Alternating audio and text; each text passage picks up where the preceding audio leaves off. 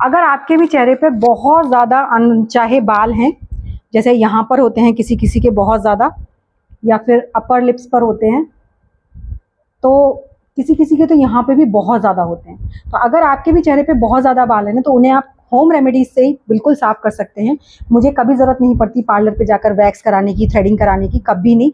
जो भी होते हैं छोटे मोटे से रोएं, वो सारे हम घर पर ही अपने आप साफ़ कर लेते हैं और बिल्कुल भी उससे पेन नहीं होता, सबसे अच्छी बात। और सबसे अच्छी बात, आपका चेहरा एकदम साफ़ हो जाता है और आपको ना कोई भी दिक्कत नहीं होगी और बहुत ईजिली आप अपने अनवांटेड हेयर्स को हटा सकते हैं और आपके चेहरे पर साथ ही साथ एक बहुत अच्छा सा ग्लो भी आएगा। तो इतनी सारी चीज़ें अगर आपको अपने आप करने पे मिल रही हैं, तो क्यों ही मार्केट जाना और क्यों ही फालतू के पैसे खर्च करना। तो चलिए, क्या है वो होम रेमेडीज़, मैं आपके सामने बैठकर इसे बनाऊंगी और साथ ही साथ सामने बैठकर ही लगाऊंगी। तो देखिए, हमने सबसे पहले एक बाउल ले लेनी है और बाउल में हम सबसे पहले डालेंगे बेसन। यहाँ पर मैंने 1 चम्मच बेसन डाला है। अगर आप पूरे फेस के लिए बना रहे हैं तो आप थोड़ा सा ज़्यादा ले सकते हैं।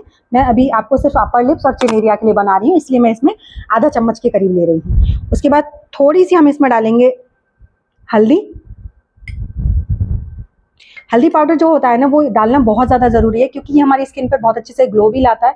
साथ ही साथ जो हमारे जैसे रोएं निकलेंगे तो वहाँ से जो जगह खाली हो जाती है, तो वो एंटीसेप्टिक भी होता है। तो इसलिए हल्दी आपको ज़रूर डालना है। हल्दी को स्किप मत कीजिएगा, क्योंकि एक हल्दी एक ऐसी चीज़ होती है जिसे अगर हम कंटिन्यू इस्तेमाल करते रहें ना, तो आपका जो कलर है ना, वो कई टोन तक फेयर हो जाता है।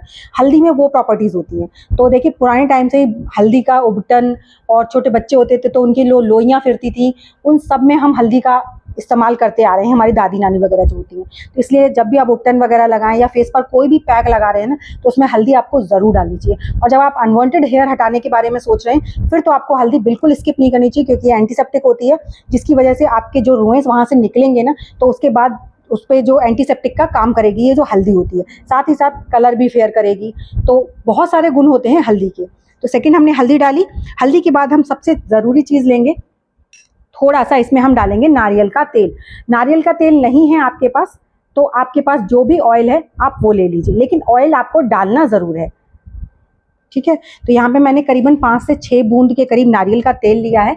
नारियल के तेल से ना क्या होगा कि जब हम इस उबटन को साफ़ करेंगे तो हमारी स्किन को ड्राई नहीं होने देगा, स्किन पर हमारे पर ग्लो आएगा। तो आपने नारियल का तेल ज़रूर डालना। नारियल के तेल का ना, आप अगर रात को 2 बूंद लगाकर अपने चेहरे पर सो जाते हो, तो अगर आपके चेहरे पर कितनी भी ड्राइनेस हो या फिर आपकी स्किन बहुत ज़्यादा लूज़ होती जा रही है, वो सारी इससे ना क्योर हो जाती है। तो नारियल के तेल का अगर नॉर्मली भी आप इस्तेमाल करते हैं, आपने देखा हो कभी लोग जल जाते थे, तो जले का निशान साफ करने के लिए नारियल का तेल लगाया जाता था।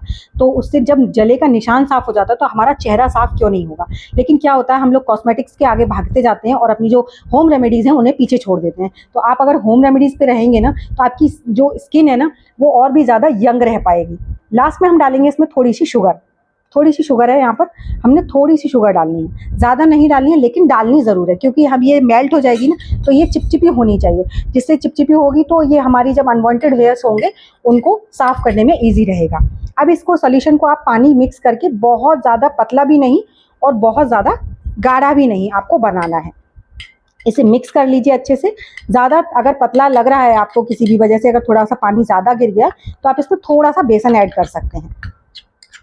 अगर आपके पास बेसन नहीं है तो नॉर्मल आप गेहूं का आटा भी ले सकते हैं। तो देखिए, इस तरह की होना चाहिए, ना तो ज़्यादा पतला है और ना ही ज़्यादा गाढ़ा है। तो इसको आप अपने पूरे फेस पर भी लगा सकते हैं एज ए फेस पैक। अगर आपके फेस पर बहुत ज़्यादा पिंपल्स वगैरह के निशान हैं या फिर पिगमेंटेशन है, कुछ भी है, तो आप इसे पूरे फेस पर लगा सकते हैं। लेकिन अगर आप अनवांटेड हेयर्स के लिए लगा रहे हैं, तो आप इसे लगाते समय बस आपको ध्यान रखना है, जो हेयर्स का जो डायरेक्शन होता है ना, जैसे नीचे की तरफ, तो आपने नीचे की तरफ ही इसको लगाना है, अपर डायरेक्शन में नहीं लगाना है। इस चीज़ का आपको ध्यान रखना है। तो मैं इसे हमेशा नीचे की तरफ ही लगाऊंगी पूरे फेस पर, जहाँ भी आपको बाल हटाने। इससे क्या होगा कि हमारे जो बाल है ना, वो अच्छे से कवर हो जाएंगे। और आपको थोड़ी मोटी लेयर लगानी है इसकी, ज़्यादा पतली नहीं लगानी है। थोड़ा सा टाइम लगता है इसको सूखने में, क्योंकि हमने इसमें पानी ऐड किया है। लेकिन आपको इसे ना जब साफ करना है, तो उससे पहले इसे सुखाना ज़रूरी है। तो आप इसे लगा दीजिए अच्छे से, मोटी सी लेयर थोड़ा सा। तो मेरा ना थोड़ा सा ज़्यादा हो गया है, तो मैं इसे अपने पूरे फेस पर ही लगा लेती हूँ, जिससे अच्छे से ग्लो भी आ जाएगा। और आपको ना मैं साफ़ करके भी दिखाऊंगी। जैसे ना यहाँ पर भी रोएं होते हैं किसी किसी के, मेरे बहुत कम हैं, ज़्यादा नहीं है, तो ये भी बिल्कुल साफ़ हो जाएंगे। बस इसको साफ करने का तरीका बस आपको पता होना चाहिए कि इसको कैसे साफ करना है। तो जितना भी पैक है मैं उसे पूरे को अप्लाई कर लूंगी, बिल्कुल भी वेस्ट नहीं करूंगी।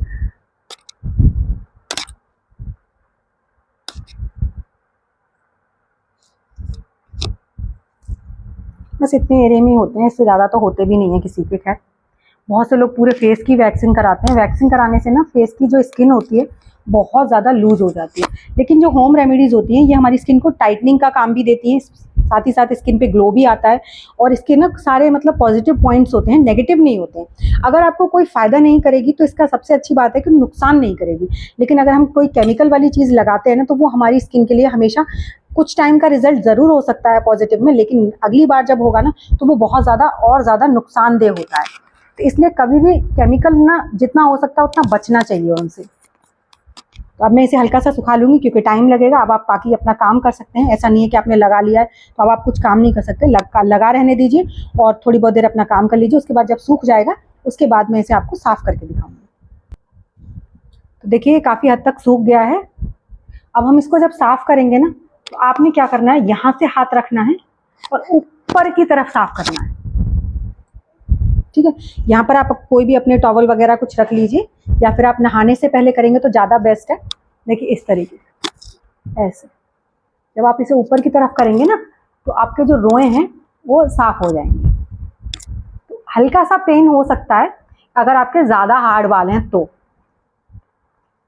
देखिए, और जैसे जैसे साफ होता जाता है ना वैसे वैसे वहाँ की स्किन इतनी ग्लोई हो जाती है, एकदम शाइन आ जाती है। इसीलिए ऑयल डालना बहुत ज़्यादा ज़रूरी है। बिना ऑयल के ना यहाँ पे बहुत ज़्यादा ड्राइनेस हो जाएगी। फिर थोड़ा सा प्रेशर लगता है ना अपर डायरेक्शन में जब अपन करते हैं, तो एक हाथ यहाँ पर रखिए और दूसरे हाथ से ऊपर की डायरेक्शन में इसे रब कीजिए।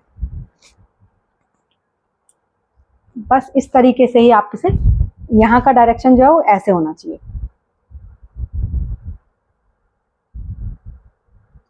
मेरा अभी थोड़ा सा गीला है क्योंकि वीडियो फिर बहुत ज़्यादा वेट हो जाता है ना, इसलिए आप जितना हो सकता है ना पहले से अच्छे से सुखा लीजिए, क्योंकि मेरे रोए नहीं है यहाँ पर, मैं आपको बता रही हूँ।